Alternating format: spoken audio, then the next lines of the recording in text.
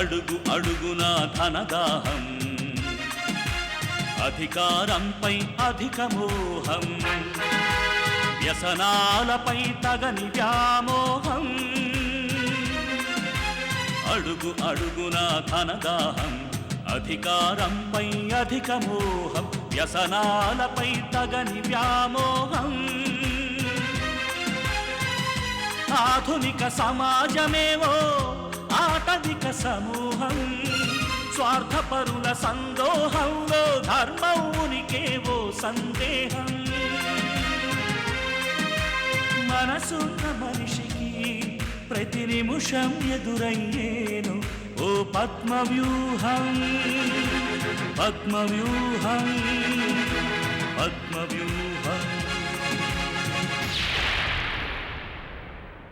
అడుగు అడుగున ధనదాహం, అధికారంపై అధిక మోహం, వ్యసనాలపై తగని వ్యామోహం.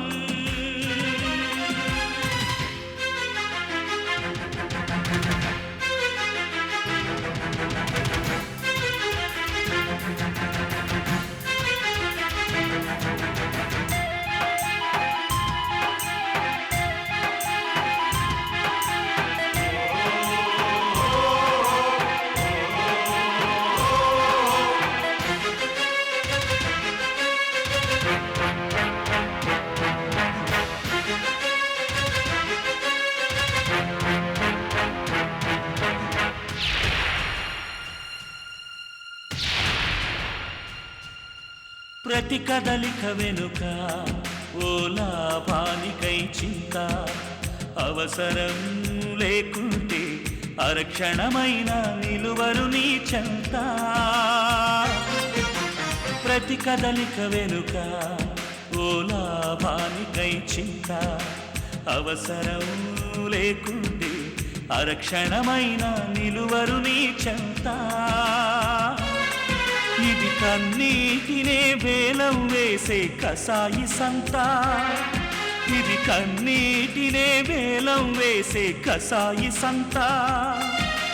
విలువలకై వెతుకులాగా నేడొక పెద్ద వింత, విలువలకై వెతుకులాట నేడొక పెద్ద వింత. అడుగు అడుగున ధనదాహం, అధికారంపై అధిక మోహం, వ్యసనాలపై తగని వ్యామోహం. పద్మవ్యూహం, పద్మవ్యూహం, పద్మవ్యూహం.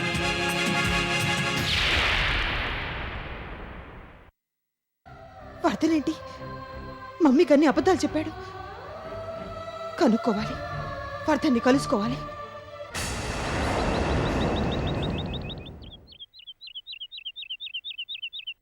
ఎస్, ఏడుస్తూ నువ్వు నన్ను పెళ్లి చేసుకోండి అంటూ ప్రాధేయపడ్డావు, నాకు చేతులెత్తి దండం కూడా పెట్టావు. అది కాదు వర్ధన్. నువ్వు ఇంకేం మాట్లాడుకో. సహించినంతకాలం నిన్ను సహించాను, ఇక నిన్ను సహించే ఓపిక తీరిక నాకు లేవు. ఎక్కడ కొరివి పెట్టాలో అక్కడ పెట్టావు కదా, అంటుకుంది, అంతా కాలిపోతున్నావు. ఆనందించు. అసలు ఇందాక నేను మాట్లాడిందేమిటి, నువ్వు విన్నదేమిటి? నువ్వు తప్పుగా అర్థం చేసుకున్నావు వర్ధన్. నేను నిన్ను తప్పుగా అర్థం చేసుకున్నానా? లేదు తల్లి, లేదు, చాలా గొప్పగా అర్థం చేసుకున్నాను. నీలాంటి ఆడపిల్ల ఇంక పుట్టదు, పుట్టబోదు. అంత గొప్పదాని నువ్వు. చూడు, కృష్ణేశ్వరరావు గారి కూతురు కాబట్టి బతికిపోతున్నావు, లేకపోతేనా? ఏం చేస్తావు? ఏం చేస్తానా? నీలాంటి ఆడదాన్ని ఏం చేయాలో అది చేస్తాను. మా ఇంటి సెక్యూరిటీ గార్డ్ చేత నీ మెడ పట్టించి బయటికి గంటిస్తాను. వర్ధన్, నేను చెయ్యని తప్పుకు నానా మాట్లాడుతున్నావు, నన్ను అనవసరంగా ఏడిపిస్తున్నావు. నా ఏడు పూరుకునే పోదు, నా ఉసురు నీకు తప్పకుండా తగులుతుంది. తగిలింది చాలదా? ఇంకా తగలాలా? నీ ఉసురు తగిలే నేను గౌరీ విడిపోయాం. చేతులెత్తి దండం పెట్టే గౌరీ చెయ్యెత్తి నన్ను కొట్టిందంటే తన మనసు నువ్వు ఎంతగా విరిచేసావో నాకు ఇప్పుడు అర్థమవుతోంది. ఎందుకు తల్లి నువ్వు ఇంకా ఇక్కడ? వెళ్ళిరా, వెళ్ళు. బాగా ఆవేశంగా ఉన్నా. ఇప్పుడు నేనేం చెప్పినా నువ్వు వినిపించుకునే స్థితిలో లేవు. నీ ఆవేశం తగ్గని అప్పుడు వస్తాను. వచ్చావంటే అడ్డంగా నరికేస్తాను. మళ్ళీ రాకు. Get out. Vardhan, I say get out.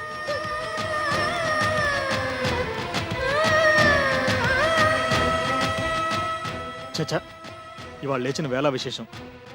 లేస్తూనే ఎవరి మొహం చూసానో ఏమో.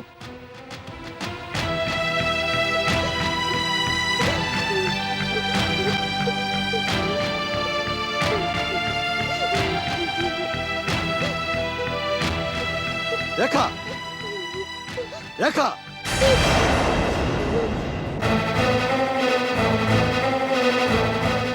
నీకు బుద్ధి లేదే, ఈ జన్మకు బుద్ధి రాదు కూడా. వద్దని ఎంత చెప్తున్నా వినకుండా మళ్ళీ ఆ వర్ధన్ దగ్గరికి వెళ్ళి అల్లరి చేసావా? నిన్ను నిన్ను మీరుండండి. అది కాదు శారదా. ఏది కాదండి, కొడితే బుద్ధి వస్తుందా? వస్తుందంటే చెప్పండి డాడీ, నన్ను నేనే కొట్టుకుంటాను. ఆ పాపు, నిన్ను నువ్వు కొట్టుకొని కన్నీళ్లు పెట్టుకుంటే నీకు బుద్ధి వస్తుందా? మరి ఇంకేం చేస్తే బుద్ధి వస్తుంది మమ్మీ? అచ్చా, ఆత్మహత్య చేసుకోనా? అప్పుడైనా బుద్ధి వస్తుందేమో. చాలా సార్లు ప్రయత్నించావు కదా, వచ్చిందా? నువ్వు చస్తావని మేం భయపడ్డాం తప్ప నీకే నువ్వు హాయిగానే ఉన్నావు. అవును, చాలా హాయిగా ఉన్నాను. అందరి చేత తిట్లు తింటూ నానా మాటలు పడుతూ చాలా హాయిగా ఉన్నాను డాడీ. ఈ హాయి తట్టుకోలేకే చచ్చిపోదామనిపిస్తుంది. చావు, ఒక ఏడు పేర్చి అంతా ఊరుకుంటావు అంతేకాని. ఓకే డాడీ, మీరు చెప్తున్నారు కాబట్టి నిజంగానే చచ్చిపోతాను. కానీ చచ్చిపోయే ముందు మీ అందరికీ నిజం చెప్పి మరీ చచ్చిపోతాను. ఏమిటా నిజం? నేను ఇందాక వర్ధన్ దగ్గరికి వెళ్ళి కన్నీళ్లు పెట్టుకుని ప్రాధేయపడింది, చేతులెత్తి దండం పెట్టింది నా కోసం, నా పెళ్లి కోసం కాదు. మరి ఇంకెవరి కోసం? గౌరీ కోసం. గౌరీ వర్ధన్ల పెళ్లి జరగడం కోసం. గౌరీని పెళ్లి చేసుకోమని వర్ధన్ని ప్రాధేయపడ్డాను. అందుకే వర్ధన్కి చేతులెత్తి దండం పెట్టాను. అంతేకాని నన్ను పెళ్లి చేసుకోమని ప్రాధేయపడలేదు డాడీ, ప్రాధేయపడలేదు. అమ్మ అంటే నన్ను నమ్మదు, అలాగే అమ్మ మీద కూడా నాకు అంతగా అభిమానం లేదు. కానీ మీరంటే నాకు చాలా అభిమానం. నన్ను అందరూ డాడీ కూతురు అంటారు కదా, అందుకే మీ మీద ప్రమాణం చేసి చెప్తున్నాను.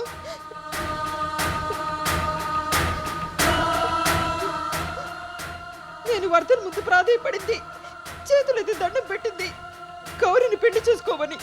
ఇది ముమ్మాటికి నిజం. నేను మారానని మీరందరూ అనుకుంటున్నారు, కానీ నేను మారానని నా అంతటి నేను మీకు ఇంతవరకు చెప్పలేదు. కానీ ఇప్పుడు చెప్తున్నాను, నేను మారాను డాడీ, మారిపోయాను. నమ్మండి డాడీ, నమ్మండి ప్లీజ్. నేను బెదిరించే రోజులో వర్ధన్ భయపడేవాడు. నేను ఇవాళ ప్రాధేయపడుతుంటే నన్నే బెదిరిస్తున్నాడు. అసలు వర్ధన్ ఎందుకు ఇలా అబద్ధాలు ఆడుతున్నాడో నాకు అర్థం కావడం లేదు.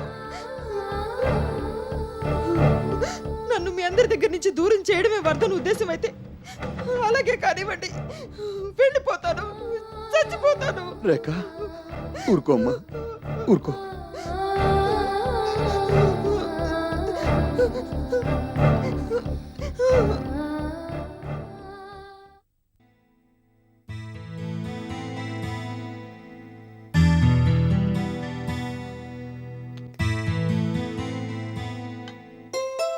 ఏంటిది నా ఒక్కడికైనా పెడుతున్నావు? నువ్వు నూకు రాస్తా తినేసారా? అవును, నీ కోసం చూసి చూసి ఇద్దరం ఇప్పుడే తిన్నాం. తాత తొంగున్నాడా? తెలీదు శివ. సర్లే.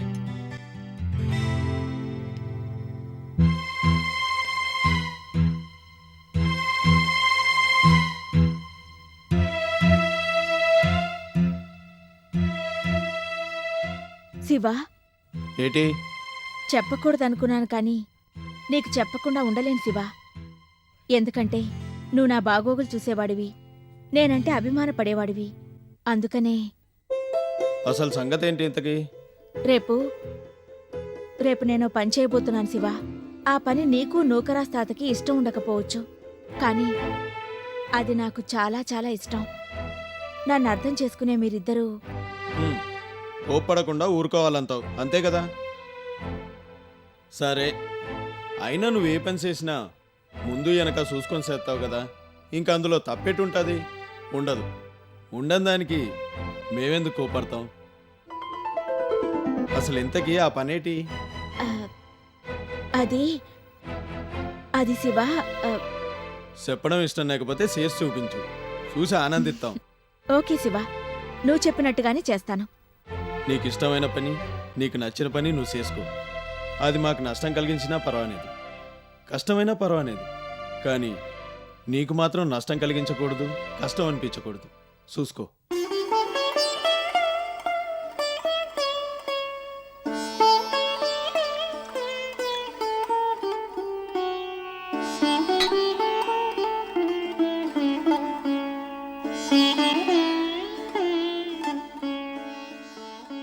Shiva, thank you very much.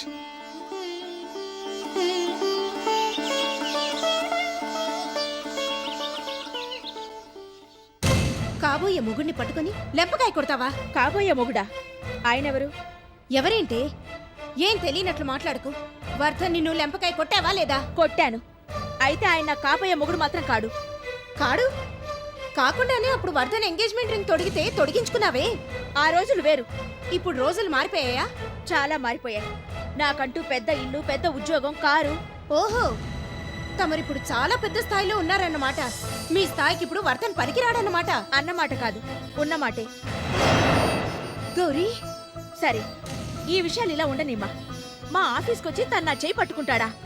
నేనేం బజార్ ఆడదాన్ని అనుకుంటున్నాడా? ఎందుకు పట్టుకున్నాడో వర్ధన్ నాకంతా వివరంగా చెప్పాడు.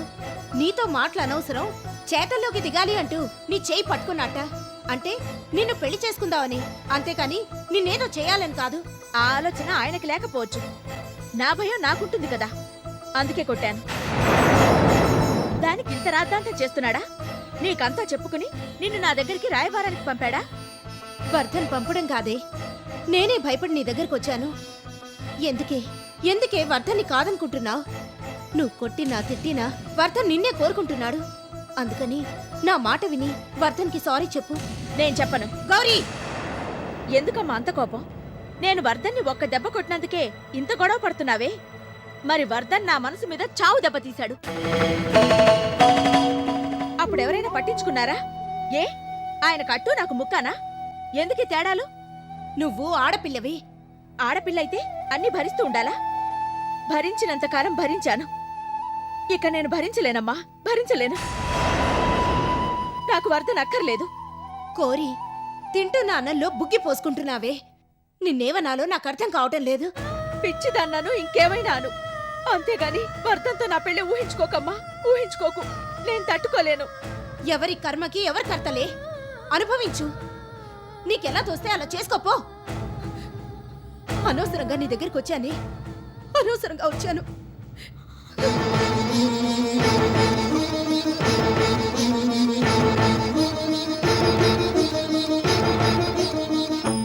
నేను అలాంటి వాడినా ఆంటీ? నువ్వు కాదయ్యా. కాకపోతే తన భయం తనకుంటుంది కదా, ఆ మాటే చెప్పింది. నీ చెయ్యి వర్ధన్ పట్టుకున్నది నిన్ను పెళ్లి చేసుకోవడానికే గాని నిన్నేదో చెయ్యాలని కాదే. అంటే ఆ ఆలోచన ఆయనకి లేకపోవచ్చు, కానీ నా భయం నాకుంటుంది కదా అంటూ గౌరీ గోల చేసింది. ఇంతకీ గౌరీ ఏమంటుందంటీ? ఏ విషయంలో వర్ధన్? తను నన్ను పెళ్లి చేసుకుంటుందా, చేసుకోదా? మీరు ఆ సంగతి అడిగారా లేదా? అడిగానయ్యా. ఏమంది? నీతో తన పెళ్లి ఊహించుకోవద్దంది. మరెందుకు నన్ను ప్రేమించిందట? ఈ విషయం నేను అడగలేదయ్యా. భలే వారాంటీ. మరి ఏం అడిగినట్టు మీరు? అన్నీ అడిగానయ్యా. నీ గురించి అడిగాను, నీ ప్రేమ గురించి అడిగాను, నీ పెళ్లి గురించి అడిగాను. అడిగిన దేనికి సరైన సమాధానం లేదు. ఏంటో దాని బాధ అర్థం కాదు. అలా మాట్లాడింది ఇవాళ. అన్నట్టు వర్ధన్, చెప్పండి ఆంటీ. రేఖని నేను అంకుల్ నిలదీశాం. వర్ధన్ దగ్గరికి వెళ్ళి ఎందుకు అల్లరి చేశావే అని అడిగాం. దానికి రేఖ ఏమందో తెలుసా? ఏమందాంటీ? నేనే అల్లరి చేయలేదంటూ మీ అంకుల్ మీద ప్రమాణం చేసి చెప్పింది. పైగా నీ ముందు తను కన్నీళ్లు పెట్టుకుని ప్రాధేయపడింది, చేతులెత్తి దండం పెట్టింది. ఎందుకో తెలుసా? ఎందుకట? నిన్ను గౌరీని పెళ్లి చేసుకోమని ప్రాధేయపడిందట. చేతులెత్తి దండం పెట్టింది కూడా అందుకేనట. వాట్? అవునయ్యా. తను అబద్ధం ఆడటం లేదని రేఖ పదే పదే చెప్పింది. తర్వాత నీ గురించి నువ్వెందుకు ఇలా అబద్ధాలు క్రియేట్ చేస్తున్నావో అర్థం కావట్లేదు అంది. నెత్తి నోరు కొట్టుకుంది. రేఖ నా కూతురని చెప్పడం కాదయ్యా. రేఖలో ఈ మధ్య చాలా మార్పొచ్చింది. నువ్వు నిజమే చెప్పి రేఖ నిజమే చెప్తే మరి అబద్ధం ఎవరు ఆడుతున్నట్టు? నువ్వేమో ఇలా అంటున్నావు, తనేమో అలా అంటుంది. రెంటికి పొంతం లేదు. మరి నువ్వేం విన్నావో, ఏం చూసావో? చూసింది నిజమా అంటే విన్నది మాత్రం అనుమానం. అదేంటయ్యా? అదో పెద్ద కథ ఆంటీ. నేనొచ్చి మీతో మాట్లాడతాను. నువ్వు మా ఇంటికి వస్తున్నావా? వస్తున్నానంటీ. కాసేపట్లో బయలుదేరి వస్తున్నాను. అయితే నువ్వురా, అప్పుడు అన్నీ వివరంగా మాట్లాడుకుందాం. ఓకే, ఉంటానైతే.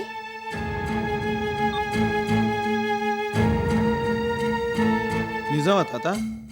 నిజం శివ, శారదం గారు వచ్చి ఇది ఇలాగే చెప్పింది. రేఖమ్మ అత్తారింటికి అంటే మన ఇంటికి వస్తుందట. నీకు ఈ మొక్క చెప్పమని శారదమ్మే చెప్పింది. ఆ చెప్పడం నానే లేట్ చేసేసినాను. ఆ, ఏట్రా పెళ్ళాం వస్తుందంటే మాటని ఏదేటి? మాట నేక్ కాదు తాత, మాట రాకాగినాను. శారదమ్మ గారు చెప్పినా, వాళ్ళ ఆయన కృష్ణేశ్వరరావు గారు స్వయంగా వచ్చి చెప్పినా నా నమ్మను. రేఖ అత్తారింటికి ఈ ఇంటికి వస్తుందా? సచ్చినా రాదు. ఆ, నిజంరా శివ, శారదం గారే చెప్పారా? నా అబద్ధం ఆడాను అనుకుంటున్నావా? నువ్వు అబద్ధం ఆడావని నేను అనుకోవట్లేదు. కాకపోతే నీ మాటలకు అర్థం లేదంతన్నాను. ఇది ఇలా కాదు కానీ, నువ్వు నాను శారదమ్మ గారి ఇంటికి వెళ్దాం. అప్పుడు అక్కడ ఆ అమ్మగారి చేత చెప్పిస్తాను. అప్పుడు నమ్ముదు గాని. నమ్మనంతుంటే నమ్ముదు గాని అంటావు? నా నమ్మను. శారదమ్మ ఇంటికి కాదు, సరాసరి నానున్న శోభనంగదిలోకి రేఖను పంపినా నా నమ్మను.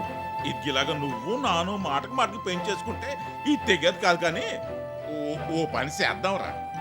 చెప్పు. నాను ఎలాగూ శారదమ్మ గారి ఇంటికి వెళ్ళాలా. మొన్నోపారి నీకు పోతురేగుల బాక్స్ ఇచ్చినది కదా శారదమ్మ గారు. ఆ బాక్స్ నాన్న ఇవాళ ఇచ్చి రావాలా, అందుకని వెళ్తున్నాను. నువ్వు ఎలాగూ బండి మీద ఆధారనే కదా వెళ్తావు, అందుకని నన్ను దింపినట్టు ఉంటది, నీకు తెలిసినట్టు కూడా ఉంటది. నువ్వు నాతో రా చెప్తాను. ఏటి వస్తున్నావా నేదా? సరే పద. కానీ ఒకటి మాత్రం నిజం తాత. ఏట్రా? రేఖ నన్ను చూసి నవ్వటాలు, నాకు థ్యాంక్స్ చెప్పటాలు మాత్రం నిజం. మరి అదే ఈ గోలంతా. ఎలాగూ శారదమ్మ గారింటికి వెళ్తున్నాం కదా, అక్కడ అన్నీ కనుక్కుందాంలే. గౌరవ్ మీ ఇంటికి వచ్చిన ఎలా వేసేసారా? అంత గొప్పలో అయిపోతున్నావు. ఏంటి తాత? ఏంటి ఏదమ్మా? సరే అయితే నేను వెళ్ళరానా? ఎక్కడికి? వెళ్ళేటప్పుడు ఎక్కడికని అడగకూడదు శివ, శుభం కాదు. హో, తప్పైపోనాది. వెళ్ళొస్తాను తాత, నన్ను ఆశీర్వదించు.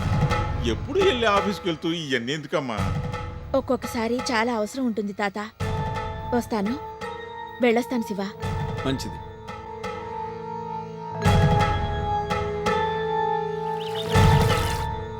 ఏంటి వర్ధన్ నువ్వు చెప్పేది? నువ్వు చెప్పేది నిజమా? అవునాంటీ, నేను చెప్పేది 100% నిజం. రోజు రేకొచ్చి పెళ్లి గోల చేస్తోందిరా అంటే చెవుల్లో దూది పెట్టుకో, నీకు ఆ గోల వినిపించదు అన్నాడు చలం. వాడు చెప్పినట్టుగానే చేశాను. దాంతో రేఖ గోల వినిపించలేదు, కానీ రేఖ కన్నీళ్లు పెట్టుకోవడం, నన్ను ప్రాధేయపడ్డం, నాకు చేతులెత్తి దండం పెట్టడం, ఇవన్నీ కనిపించాయి. రోజు రేఖ చేస్తున్న గోల మామూలే కాబట్టి అదే దృష్టితో జరిగింది ఊహించి నేను మీకు చెప్పాను. అలా రేఖను నేను అపార్థం చేసుకున్నాను. మీ అందరి దృష్టిలో అబద్ధాలు కోరయ్యాను. Sorry aunty, I'm very very sorry. భలేవాడివయ్యా, దీనికి సారీ దేనికి గాని? పాపం అదే రేఖ చెప్పింది. తను మాట్లాడింది వేరు, నువ్వు అర్థం చేసుకుంది వేరు అని. నిజమే ఆంటీ. రేఖ ఇప్పుడు ఇంట్లో ఉందా? ఎందుకు? వెళ్ళి సారీ చెప్తాను. లేదు, మీ అంకుల్, రేఖ, సమీరా ముగ్గురు కలిసి సింహాచలం వెళ్లారు. వచ్చేసరికి లేట్ అవుతుందన్నారు. అసలు రేఖలో ఇంత మార్పు నేను ఊహించలేకపోతున్నానంటీ. సడన్ గా తనలో ఇంత మార్పు ఏంటి? నన్నే కావాలనుకున్న రేఖ ఇప్పుడు నన్నెందుకు కాదనుకుంటోంది? శివనెందుకు కావాలనుకుంటోంది? గౌరీని నన్ను ఎందుకు కలపాలనుకుంటోంది? అసలు అసలు ఇదంతా ఏంటో నమ్మశక్యంగా లేదు. ఏది ఏమైనా రేఖలో ఈ మార్పు మాత్రం చాలా గొప్పది. ఎందుకొచ్చిందో రేఖలో ఈ మార్పు వచ్చింది. దానికి ముందు ఆనందిద్దాం, తర్వాత సంగతి తర్వాత. నమస్తే అమ్మగారు. శివ, నువ్వా? ఏం నూకరాజు, బాగున్నావా? బాగున్నానమ్మా. కూర్చోండి. బాగున్నారా బాబు గారు? బాగున్నాను శివ. ఇప్పుడే నేను అంటే నీ గురించి అనుకుంటున్నాం, నువ్వు వచ్చావు. అవును శివ, నూకరాజు నీకు చెప్పే ఉంటాడు. ఆ సంగతే మాట్లాడుకుంటున్నాం. విన్నావా శారదమ్మ గారి నోటి మాట? విన్నాను కానీ నువ్వు ఊరుకో. సిగ్గు సిగ్గు పడుతున్నాడండి మా శివ, సిగ్గు పడుతున్నాడు. సిగ్గులు పడతాయి అయితే. మీరు మాట్లాడుకుంటూ ఉండండి, నేను ఇప్పుడే వస్తాను. ఇంకేంటి సంగతులు? ఏం లేదు బాబు, మామూలే.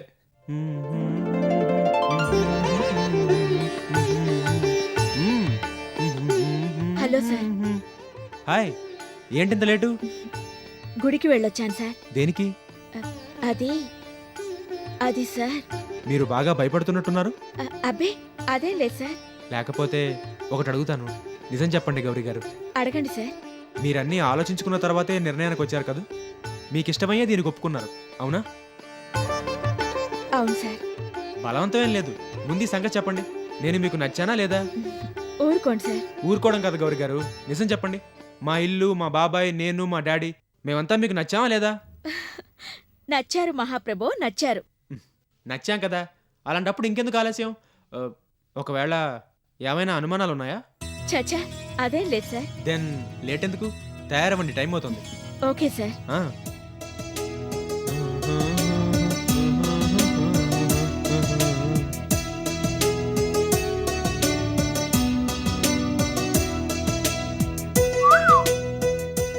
నీకెందుకు వర్ధన్, నువ్వేం దిగులు పడకు. గౌరీతో నీ పెళ్లి జరిపించే పూచి నాది. అవును బాబు గారు, మీకు గౌరికి పెళ్లి జరిగి తీరుతాది. జరగకపోతే చూసుకోండి, నా నూరుకోను. ఈ ఏయి మనసులో ఎట్టుకోకండి బాబు. మా గౌరమ్మకి మీకు పెళ్లి జరుగుద్ది, అయి తీరుద్ది. నాను చెప్తున్నాను కదా. కమాన్ గౌరీ, కమాన్. ఏంటలా వెనక్కి వెనక్కి వెళ్తున్నావు? ముందుకురా.